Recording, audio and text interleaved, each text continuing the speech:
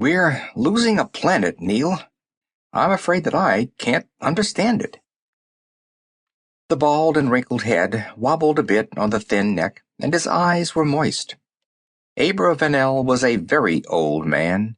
Looking at him, Neil realized for the first time just how old and close to death he was.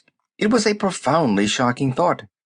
"Pardon me, sir," Neil broke in, "but is it possible? To lose a planet, I mean.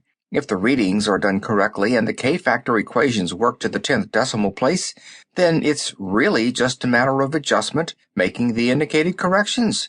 After all, societics is an exact science." Exact! Of course it's not. Have I taught you so little that you dare say that to me? Anger animated the old man, driving the shadow of death back a step or two. Neil hesitated, feeling his hands quiver ever so slightly, groping for the right words. Societics was his faith and his teacher. Abravanel its only prophet. This man before him, carefully preserved by the age-retarding drugs, was unique in the galaxy, a living anachronism, a refugee from the history books. Abravanel had single-handedly worked out the equations, spelled out his science of societics. Then he had trained 7 generations of students in its fundamentals. Hearing the article of his faith defamed by its creator produced a negative feedback loop in Neil so strong his hands vibrated in tune with it. It took a jarring effort to crack out of the cycle.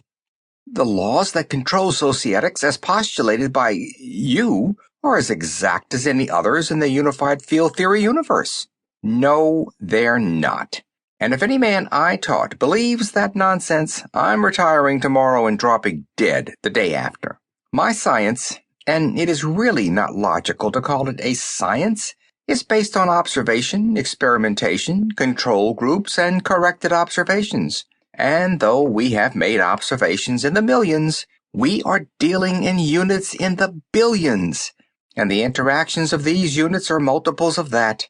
And let us never forget that our units are people who, when they operate as individuals, do so in a completely different manner. So you cannot truthfully call my theories exact. They fit the facts well enough and produce results in practice. That has been empirically proven so far.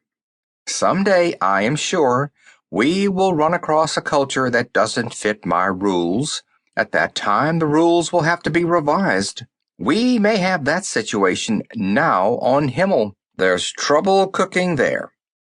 They have always had a high activity count, sir, Neil put in hopefully. High, yes, but always negative until now. Now it is slightly positive, and nothing we can do seems to change it.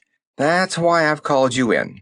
I want you to run a new basic survey, ignoring the old one still in operation, to re-examine the checkpoints on our graphs. The trouble may lie there.